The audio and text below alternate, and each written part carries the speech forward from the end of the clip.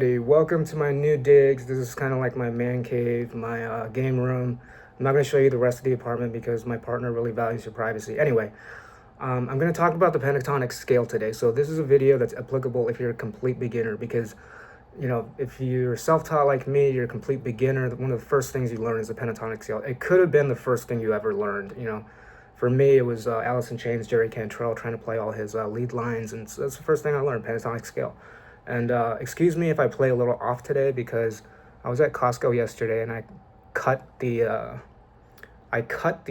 callus on my finger when I was doing a knife demonstration. They had me cut some leather and I just nicked myself, and so it's a little painful. But again, we're in the pentatonic scale, and first thing, you want to know all 5 positions. Okay, now let's do A minor. Right, and then you go back to position, or we can go forward, but back is right, and then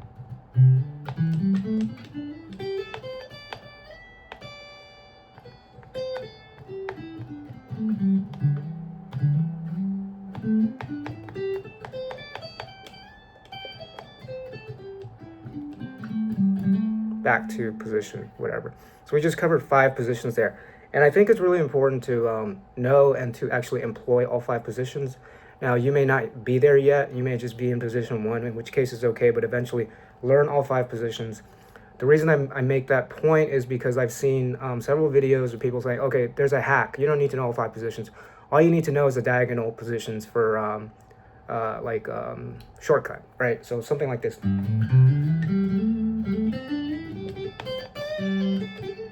That's position 5 into position 1 into position 2, right? And you're doing, so for that specific one, you do 2 notes on the A and D string in position 5, 2 notes on the D and G string in position 1, and 2 notes on, or 3 notes on the last one. Anyway, it sounds like this.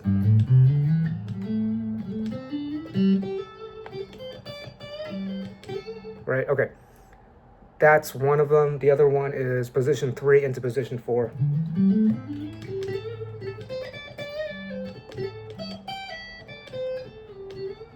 Right. So now that's good to know. I mean, what you're getting is different tone voicings and octaves. So you're getting different tone voicings and octaves, meaning you're playing the same note on different strings. The problem with these 2 shortcuts, however, is you're always using the same intervallic structure, right? Okay, that's an octave above, but you're using the same intervallic structure. So your index finger pointer is always going to be on the same note, and your ring finger is always going to be on the same note.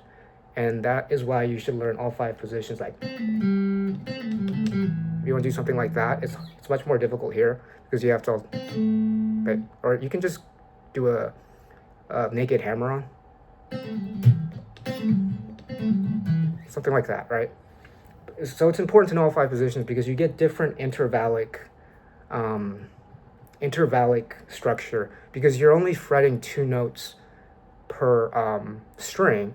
And so you have different intervals if you use all 5 positions. If you use just these shortcuts, you're using the exact same intervals. Right?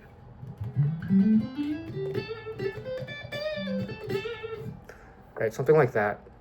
But what kind of inspired me to make this video is one of Andrew Clark's videos, and he's a fantastic guitar instructor. In one of his videos, he said it was a light bulb moment that no matter what key you're in, what you're playing in lead, if you play the wrong note, you're always a half step away from the correct note. And I think that is generally true. Give me 1 second.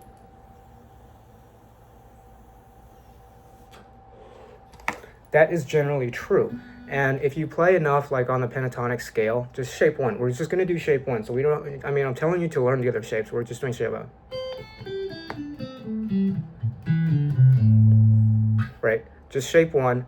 And basically, you can do, there's a 9 interval chromatic walk, and each one of those chromatic notes fits or can fit into the pentatonic scale when you're doing solos. So it goes like this: 1, 2, 3, 4, 5, 6, 7, 8, 9. For only on the G string, it's a 9 chromatic, meaning we're only doing half steps, and all of these notes work. Right? If you'll notice, out of those 9 notes, 4 of them are already in our pentatonic. Right? Right? So 4 of those notes are covered, and we're going to hop on the B string here to do the rest because we want to stay in position 1. So 4 of those notes are covered. Okay. Out of the remaining 5 notes, 2 of them are diatonic in nature, meaning they're part of the diatonic scale, and they are here, these notes here. The one behind on the G string, the one behind your relative major. Like, you can use that as a lick. When I'm in A minor, I do that all the time. Like pulling off on the open string back into the octave as a kind of like a run or what have you. That one note right here. And I'm not going to talk about intervals, I'm just showing you the note, so I don't want it to be confusing. Right, that's in Sweet Child of Mine, that's in Little Wing, the solos, this one as well.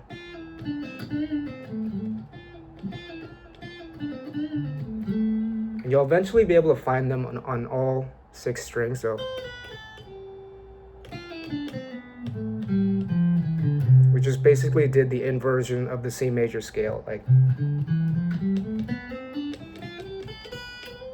So we're just adding those 2 notes in, and you can use them in blues type select like. Yeah, that's not a really good one, but I'll play a melody for you just to show you like how easy you can. With those 2 notes, it's a lot easier to form melodic patterns. So I'll play something from a TV show, right?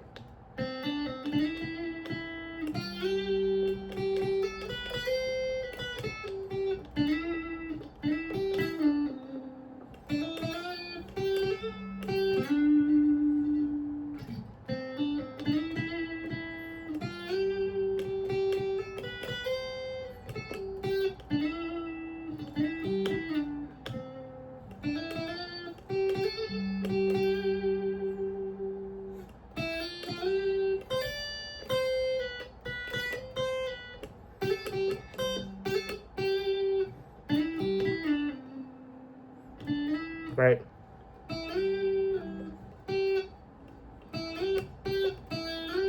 I didn't finish it all the way, but anyway, that's like a very simple melody, and so is like Amazing Grace, Star Spangled Banner. They all use like these notes here. Okay, so those 2 diatonic notes really help you with your lead lines and fills, like.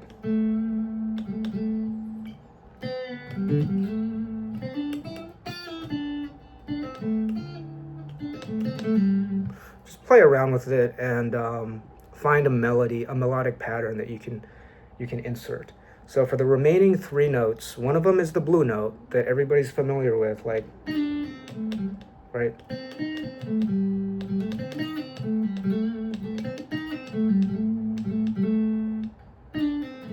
Right, do pre-bends.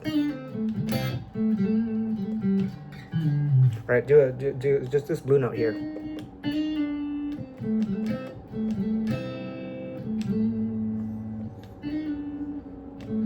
And then on a different position.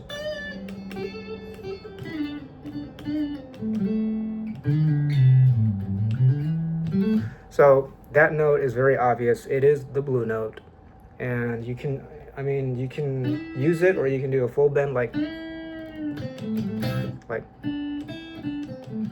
or you can just do a half bend. Right, so everybody's familiar with the blue note. So we have 2 more notes, and this one is your major third, and it resolves in a very bluesy way. So I mean, the most stereotypical line you'll hear is or bend, right? And it's basically your major third, so right. right? For an A minor, and it's really easy to see on the cowboy chord for E major. So you can even play Hey Joe like this.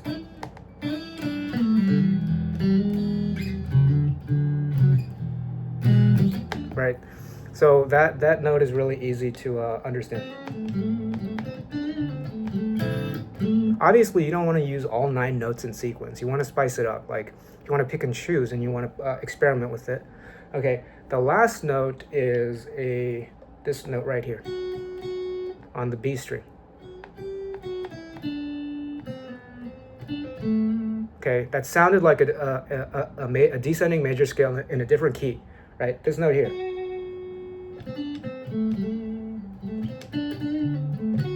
See how dissonant it sounds? Creates a lot of tension. So one of the easier ways to resolve this note is right.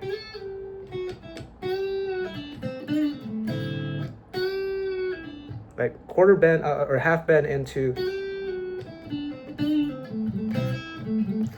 the right. So you can do other stuff like just experiment around with all of these notes. Again, the last note is right. So you can do like, and how do you resolve that tension? You just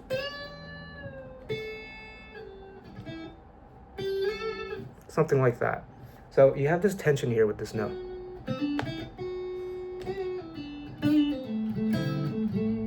So that's why I saved it for last, because it is the most tense note, in my opinion.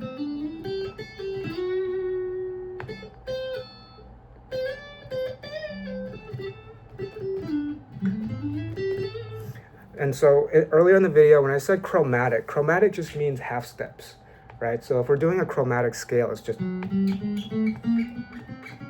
And again, like in the last videos, we talked about intervals. There's 12 distinct notes. So if you do a chromatic walk of all 12, it sounds like this. And we just covered 9 notes on the G string that all fit within the pentatonic, pentatonic context. And 2 of those are diatonic. 3 of those are like, one of the 3 is a blue note, and then the other 2 are the major third, and then this note right here. Listen to Brother by Alice in Chains, the solo, as an example. Okay, so this is basically it for the video, but I also wanted to also add, like, if you're in pentatonic position 1, again,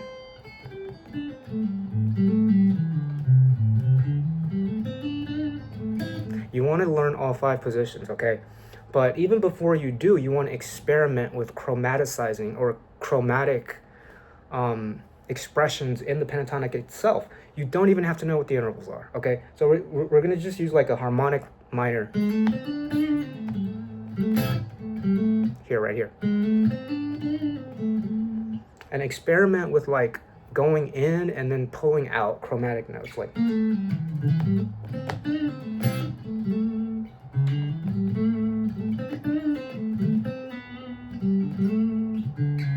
like that one right here. And this one is a harmonic minor.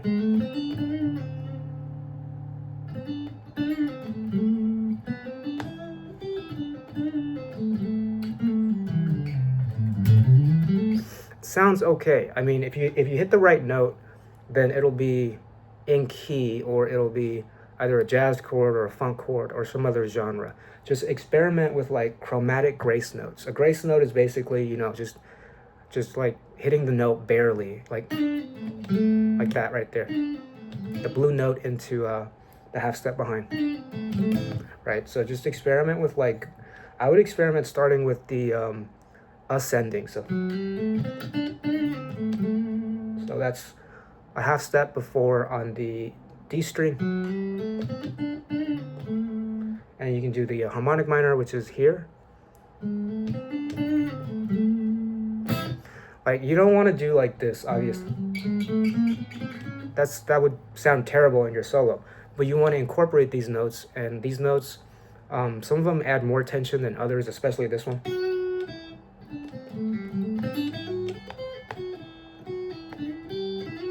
right? That one is the most tense out of all these. This one, the major third, sounds great. I mean, you can like, again, on the E string, right? And then we have the blue note, and then we have the two diatonic notes.